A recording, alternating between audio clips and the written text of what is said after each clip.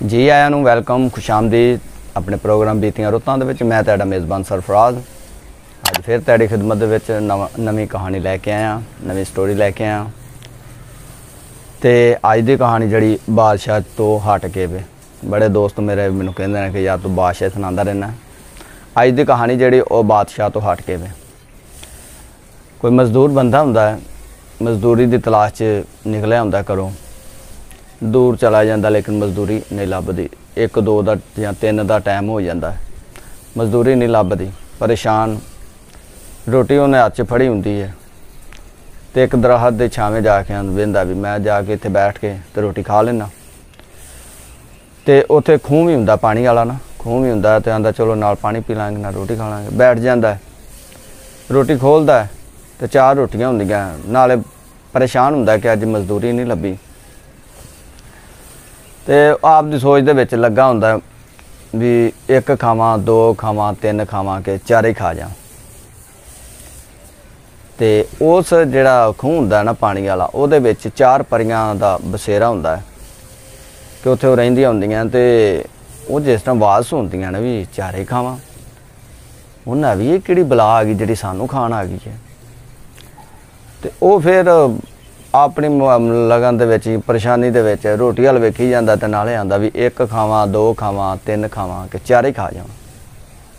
वो आंदियां ने बाहर, आंदियां भी इहनूं मजदूरी लभी नहीं ते साडे दुआले होया।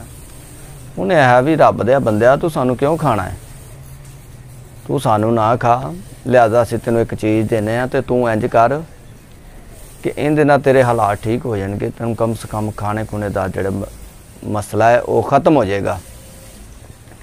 उन्हें एक बर्तन देनी है, एक देश का पतीली जिसनों कहा जाता है, वो देंदे ने।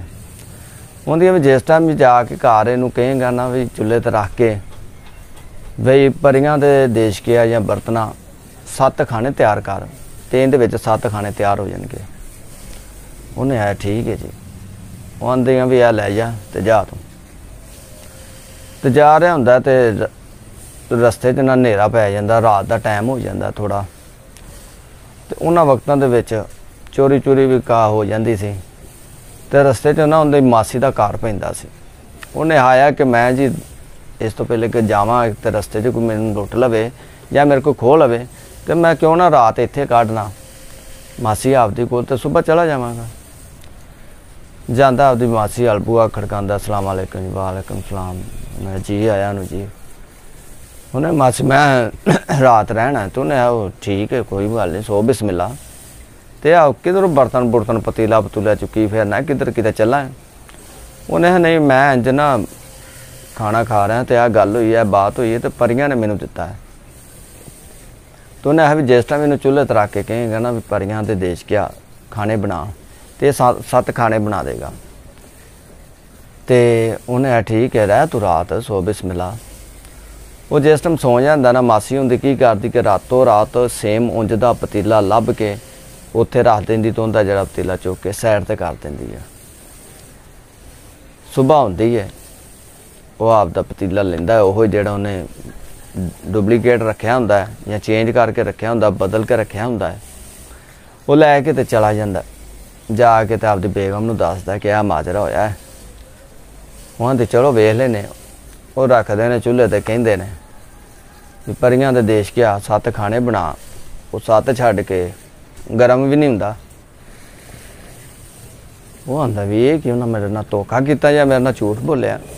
अच्छा फिर अगले दिन जांदा रोजी की तलाश च, फिर उत्थे ही निकल जाता है। फिर उत्थे सेम बह के तो कहता भी 1 खावां 2 खावां 3 खावां कि 4 ही खा जा। वो आंदियां भी ये फिर आ गया, ये चाहता की है। वो फिर कहता है वो आंदी है भी रब दे बंदिया अल्लाह दे बंदिया सानू ना खा तो तेनों असीं एक चीज़ देनी है तो तू उहदे नाल अमीर हो जाएगा। उन्होंने एक बकरी देंदियां ने ते आंदियां भी इनू पट्ठे छट्टे पा ते सोने दियां जिहड़ियां मेंगणा वो करेगी तो तू ये बेच के ते आपदा निज़ाम जिहड़ा सीधा कर ली, तू अमीर तरीन हो जाएगा। उन्हें ठीक है जी। वो लैके ते जांदा है, फिर उसे मासी को स्टे करता है। फिर पूछती भी बकरी किधर चुकी फिरना है। वो फिर दसदा कि इस तरह से मैंने परियां ने दिती है तो उन्हें कहा भी इंज कवेंगा तो सोने ने मेंगना करनी। तो उन्हें भी इन पट्ठे पुट्ठे पा तो यानी कि ये बकरी जी ना सोने ने मेंगना करती है। उन्हें ठीक है। वो फिर रात स्टे करता उनके कोल, रातों रात मासी होंदी फिर सेम बकरी जी लिया के वो तो खिलार देंदी, उन्होंने सैड तो कर देंदी है। वो लै जांदा घर, फिर उन्होंने आपदी बेगम नूं दसदा है। फिर वो इंतज़ार करते हैं, वो मेंगना करती तो दूजियां मेंगना करती जिहड़ियां आम रूटीन च जानवर करते हैं। फिर आंदी जा तू की अपना मारा ड्रामा लाया, किहड़ियां परियां दे मत्थे लगना तू। परेशान भी हुंदा भी परियां भी झूठ बोलदियां ने। अच्छा जी, फिर तीसरा दिन हुंदा, फिर यानी कि तीसरी बारी हुंदी है, जांदा है फिर उत्थे जांदा है, फिर इहो चीज़ इहो गल कहंदा है, एक खावां, दो खावां, तीन खावां कि चारे खा जा। उन्होंने लै फिर आ गया। उन्हें नहीं इहदे नाल कोई धोखा हो रहा है, कोई फ्रॉड हो रहा है, कोई ठगी हो रही है, इहदे नाल कोई ज़्यादती हो रही है। वो आंदियां बाहरों ने अल्लाह दे बंदे सानू ना खा, लिहाजा तेनों असीं एक चीज़ देनियां, तेरे मसले हल कर देगा। उन्हें अच्छा आंदियां एक सोटी देंदियां, एक डंडा देंदियां उन्होंने कि एल है स्टिक कि एल है, इनू जिस टाइम कहेंगा ना परियां दे चले सहेली ते वले डंडा, तो जेड़ा तेरा दुश्मन होएगा, जेड़ा तेरा मुखालफ होएगा, जेड़ा तेरे खिलाफ होएगा, ये समझ जाएगा तो ये उन्होंने वरना शुरू हो जाएगा। उन्हें है ठीक है जी। जांदा फिर उसे मासी दे घर स्टे करता है। मासी उनकी पुछदी भी है छोटी जी डंडा या किधर चुकी फिरना। उन्हें है भी मैंने परियां ने दिता है। उन्हें कहा सी इनू कहना चले सहेली ते वाले डंडा। इन्नी गल करदा जांदा है ते डंडा साहब मासी ते वरन लग पैंदा है, इधरों पै ते इधरों पै ते इधरों पै।